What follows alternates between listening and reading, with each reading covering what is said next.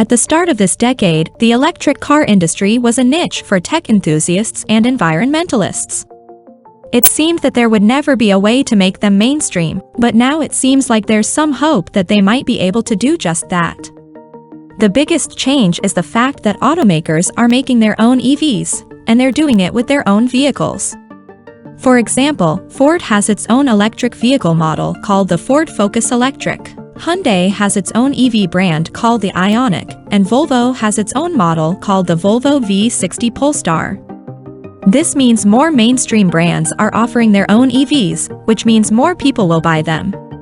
It also means that Tesla will no longer have market share because their reputation for being so expensive makes it difficult for people to consider buying one of their models.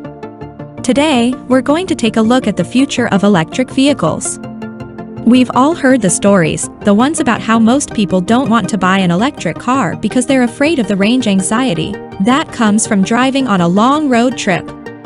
The truth is, there are some cars on the market today that are great for long-distance travel, but most of them have low battery capacity and can only go so far before needing to be recharged.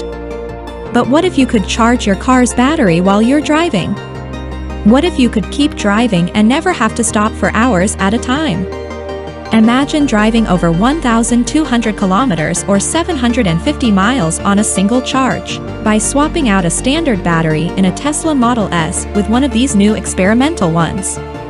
The fledgling EV industry collectively has come up with a contemporary solution to range anxiety, and they're simply called charging networks.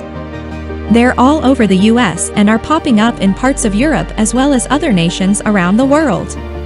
Better batteries are obviously a great solution to many of these issues, but how can we achieve this? The goal is to ensure that you always have the option to charge when you're in a pinch, but there are frequently issues. Sometimes the charging stations break, there can also be waiting times, and different cars can unfortunately use different networks altogether. Our Next Energy or One Incorporated, a Michigan-based firm, came up with an intriguing solution for this battery issue by splitting the battery into two. They named their twin battery system Gemini for a visual depiction. Look at this graph where daily distances are indicated on the x-axis. The y-axis represents the statistical amount of travel the average motorist would do over a particular distance. The Gemini battery system is described in the overall graphic. Starting with the chart's left-hand side. A secondary high-energy density battery is shown on the right, which may increase the range to 750 miles or 1,200 kilometers.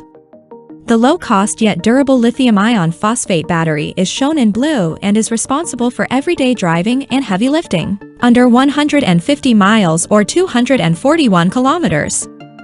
Although there aren't many specifics about what happens within this battery, we do know that it's proprietary, which ordinarily could raise some questions. Nevertheless, we'll talk more about trust issues in the following video. Most people rarely drive more than 60 miles or 100 kilometers per day, so a conventional battery can manage that. However, when those rare occasions arise and a need to go further distances arises, a second battery can step in. However, because there isn't much information available on the proprietary battery technology, we would have to infer that a disadvantage of such long range would have to be the stability of the chemistry, that is when the battery is in use.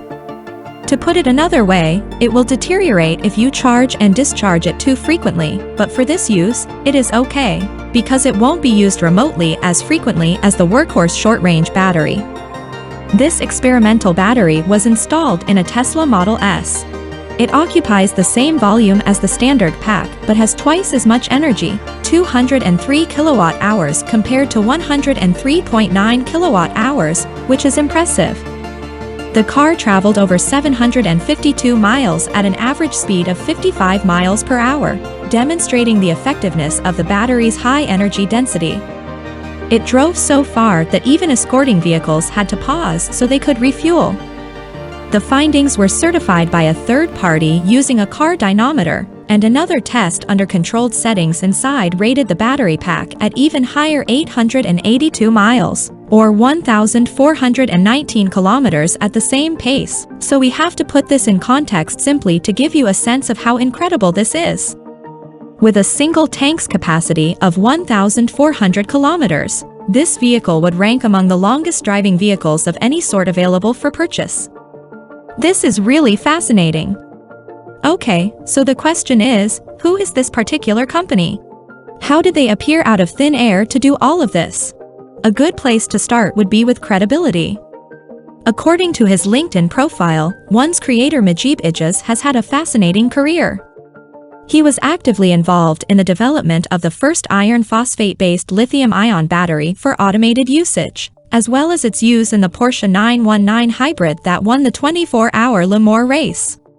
Since he has 30 years of experience as a battery systems engineer and his former business, A123 Automotive, built battery systems for the Fisker Company and the Chevrolet Spark EV in 2014, he moved on to work as a senior director in Apple, working on energy storage. He would leave in 2020, and then he started one. As a result, this demonstration is genuinely groundbreaking.